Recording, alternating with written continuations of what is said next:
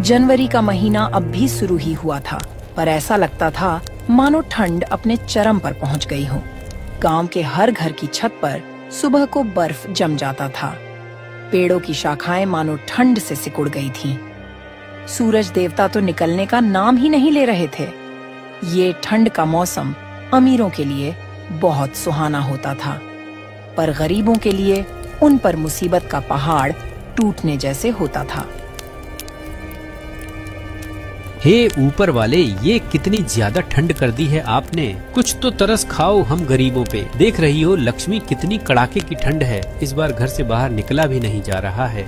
अजी सच कह रहे हो आप, इतनी ज्यादा ठंड तो पहले कभी नहीं देखी। पर इस साल तो ठंड खैर बरसा रही है। घर से बाहर जाओ तो ठंडी हवा शरीर को चीरती हुई निकल जाती है और पूरा शरीर थरथराने लगता है। देखो तो जरा सुनीता, सूरज भी जैसे आँख में चोली खेल रहा है। पूरे दिन कोहरा छाया रहता है। हाँ, ठंड ने तो सबकी हालत खराब कर दी है। इस बार आप काम पर कैसे जाओगे? अब तो आपको सुबह सुबह सेठ चपेटू राम की दुकान पर काम के लिए जाना होता है। हम तो फिर भी घर में रहकर आग सेक लेते हैं। अब क्या कर सकता हूँ सुनीता, काम तो करना ही पड़ेगा। चाहे कितनी भी ठंड हो, सेठ जी को तो कोई फर्क नहीं पड़ता। उनको तो बस काम से मतलब है, चाहे सर्दी हो या गर्मी। अच्छा ठीक है, मैं चलता हूँ। देर हो गई तो मालिक गुस्सा करेंगे। भोला एक चाय की दुकान पर चाय बनाने का काम किया करता था, जिससे उससे जो भी पैसे मिलते उससे उसके घर का गुजारा चल जाता था। वैसे तो शिवपुर गांव में हर साल ठंड बहुत ज्यादा पड़ती थी, पर इस बार तो ठंड ने सब रिकॉर्ड ही तोड़ दिया था। पूरा गांव ठंड से परेशान था। पूरे दिन कोहरा छाया रहता था। धूप के तो दर्शन तक नहीं हो रही थी। गांव का चौपाल, जहां लोग बैठकर पूरा दिन बातें किया करते थे, आज वो बिल्कुल सुना वीरान पड़ा था। ठंड ने हर किसी को परेशान कर दिया था। आर्यन के पापा, आज तो घर में आटा भी बहुत कम बचा है। बस 5 रोटी ही बन पाई है, तो मैंने आपको दिन के खाने के लिए बांध दी है और 2 रोटी में से एक रोटी बच्चों को दे दूंगी। मेरा तो आज उपवास है। नहीं सुनीता, वो 2 रोटी भी बच्चों को खिला दो। मैं तो चाय पीकर ही काम चला लूंगा। वैसे भी दिन इतने छोटे होते हैं कि आजकल भूख ही कहाँ लगती है। शाम को राशन लेकर आऊंगा, तब रोटी बना लेना आराम से। सुनीता को भी पता था कि 1 कप चाय से पूरा दिन निकलना मुश्किल है, पर गरीबी के कारण वो कुछ कर भी नहीं सकती थी। भोला काम के लिए घर से बाहर निकल रहा था। बाहर बहुत ज्यादा ठंड पड़ रही थी। आसमान से बर्फ के बड़े बड़े टुकड़े गिर रहे थे। इस कड़ाके की ठंड और बर्फबारी की वजह से भोला का शरीर ठंड से कपकपाने लगा था। उसके शरीर पर एक भी गर्म कपड़ा नहीं था। धोती और कुर्ता में उसे और भी ज्यादा ठंड लगती, पर वो मजबूर था। अपने हालातों के कारण इतनी ठंड में भी उसे काम पर तो जाना ही पड़ता था। शरीर को जमा देने वाली ठंड में भी भोला अपने मालिक की दुकान पे सुबह 6 बजे तक टाइम से पहुंच जाता था। अरे भोला आ गया, ठंड में जरा जल्द आ जाया कर। सारे कस्टमर चाय का इंतजार करते हैं और तुम देर से आते हो। ऐसे नहीं चलेगा। सेठ जी, इतनी ठंड पड़ रही है मानो की जान लेकर ही मानेगी। बर्फ जैसी ठंड है, इसीलिए थोड़ा देर हो जाती है। ठीक है, मुझे कहानी मत बताओ, जरा जल्द आया करो। जाओ जल्द से बर्तन धो डालो। बर्फ जैसे ठंडे पानी में बर्तन धोना भोला के लिए आसान नहीं था, पर वो कर भी क्या सकता था। कहते हैं ना, गरीबी और भूख सब करवा देती है। आज भोला को घर राशन भी लेकर जाना था, वरना उसका परिवार भूखा रह जाता। वो बर्तन धोकर चाय बना देता है। आग के पास खड़ा होकर कुछ राहत महसूस होती थी। उसे ठंड के वजह से भोला का भी मन किया कि 1 कप चाय वो भी पी ले। वो चाय पीने के लिए 1 कप लेता है। वैसे ही उसका मालिक चपेटू राम उसे देख लेता है और गुस्से में बोलता है, भोला, तुम्हें यहाँ चाय बनाने के लिए रखा हूँ या चाय पीने के लिए? मैं खुद पूरे दिन में 1 चाय पीता हूँ, इस दुकान का मालिक होकर भी, और तू नौकर होकर चाय पिएगा। अब तक ना जाने कितनी चाय पी चुका होगा तू। आज तेरी दिहाड़ी से 2 कप चाय के पैसे काट लूंगा, तब पता चलेगा तुम्हें। और कल से मेरे यहाँ काम पर मत आना। नहीं मालिक, आज पहली बार चाय मैंने पिया है इस दुकान से। वो आजकल ठंड ज्यादा बढ़ने लगी है। मेरे पास गर्म कपड़े भी नहीं हैं, इसीलिए गलती हो गई। मालिक, अब ऐसा कभी नहीं करूँगा। आप मेरे पैसे मत काटिए। आज घर पे राशन तक नहीं है, बच्चे भूखे हैं मेरे मालिक। ये सब तुझे चाय पीने से पहले सोचना था। मैंने ठेका नहीं लिया है तेरे बच्चों के पेट भरने का। चल जा, अब काम कर, चुपचाप जाकर। बेचारा भोला पैसे कम मिलने की बात से परेशान था।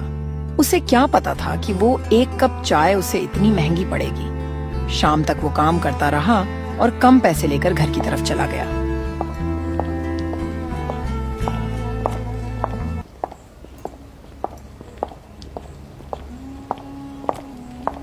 उसने कुछ पैसों से घर का राशन लिया और घर आ गया। भोला अपने घर पहुंचता है तो उसकी पत्नी सुनीता उससे कहती है, अजी क्या बात है, आप इतने परेशान क्यों लग रहे हो? और ये राशन भी इतना कम ले आए हो, इससे तो बस 1 हफ्ते ही काम चल पाएगा।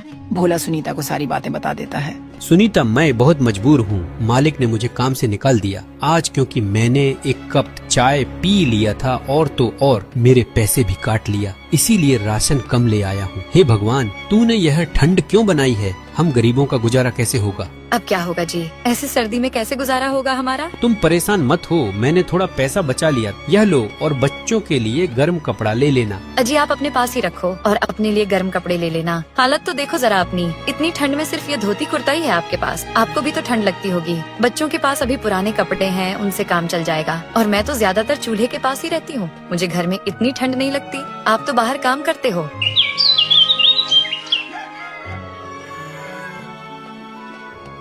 भोला बाजार जाकर अपने लिए एक गर्म चादर खरीद कर ले आया।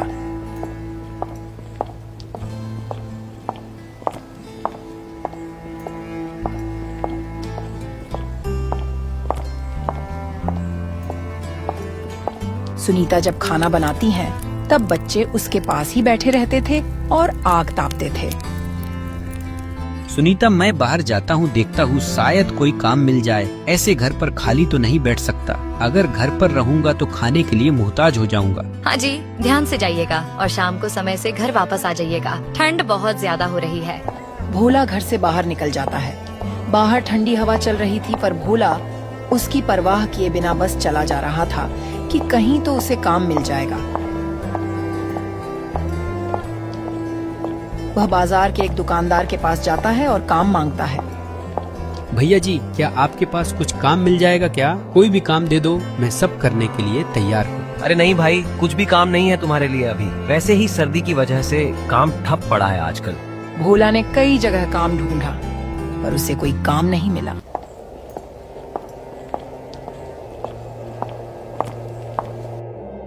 वो मायूस होकर एक पेड़ के नीचे बैठ गया। हे भगवान, अब क्या करूं? कोई काम नहीं मिल रहा। अब घर का गुजारा कैसे होगा? पैसे भी बहुत कम बचे हैं और राशन भी कुछ दिनों में खत्म हो जाएगा। भोला यह सब सोच ही रहा था कि तभी एक साधु बाबा उसके पास आते हैं।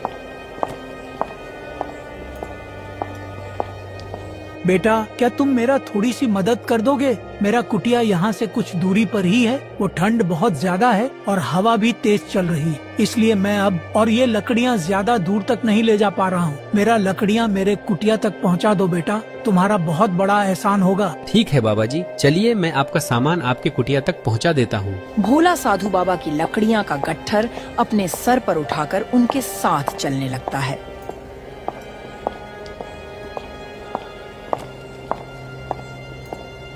कुछ दूर जाने के बाद साधु महाराज की कुटिया तक पहुंचता है।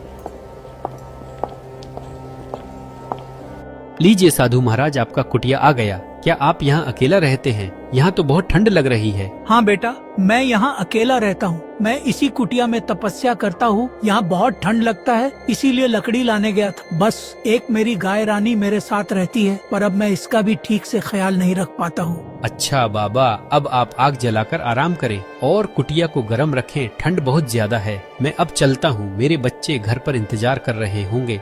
इतना बोलकर भोला अपने घर की तरफ चल पड़ता है। तभी साधु महाराज बोल पड़ते हैं, रुको बेटा, मेरी गाय रानी को भी अपने साथ ले जाओ। इसको अच्छा से देखभाल करोगे, इसकी सेवा करोगे तो ये तुमको बहुत ज्यादा दूध देगी। मैं तो इसका ध्यान ठंड के कारण रख नहीं पाता, इसे तुम ले जाओ। अब मना मत करना बेटा, एक साधु का आशीर्वाद समझकर रख ले। अरे महाराज जी, अब आप इतना बोल ही रहे हैं तो मैं इस गाय माता को अपने साथ ले जा रहा हूँ और इनकी खूब सेवा पानी करूँगा।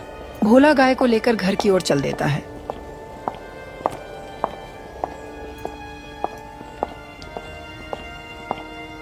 अजी ये गाय कहाँ से लेकर आए हो? भोला सुनीता को सारी बातें बता देता है।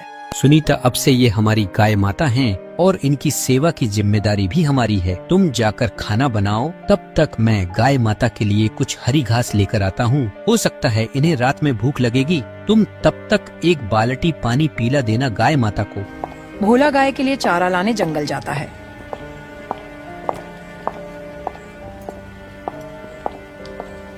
और घास लेकर आता है और गाय को दे देता है। चारा खाने के कुछ देर बाद गाय बहुत सारा दूध दे देती है। देखो सुनीता, हमारी गाय ने कितना सारा दूध दिया है। ये सच में कमाल की गाय है। इतना सारा दूध तो हम पी भी नहीं पाएंगे। लाइए, पहले मैं कुछ दूध की चाय बना देती हूँ, फिर पूरा परिवार आज साथ बैठकर गर्मा गर्म दूध पीकर ही सो जाएंगे, क्योंकि घर में ज्यादा राशन नहीं बचा है। फिर उस दिन भोला का पूरा परिवार गाय माता के दूध से अपना पेट भर लेते हैं और सब आराम से सो जाते हैं।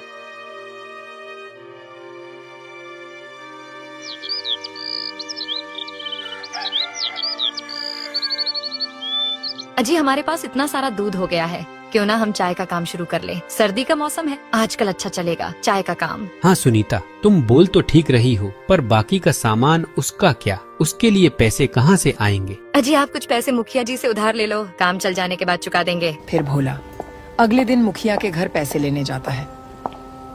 मुखिया बहुत ही अच्छा और दयालु इंसान था। भोला उसके घर जाकर बोला, मुखिया जी, वो मुझे आपसे कुछ काम था। अगर आप कुछ पैसे उधार दे देते तो बड़ी मेहरबानी होती। अब से मैं चाय का काम शुरू करने जा रहा हूँ, उसी के लिए चाहिए थे। देखो भोला, मैं जानता हूँ कि तुम एक ईमानदार और सच्चे इंसान हो, इसलिए मैं तुमको बिना किसी चीज को गिरवी रखे पैसे दे दूंगा। फिर मुखिया भोला को पैसे दे देता है। भोला पैसे लेकर घर आ जाता है।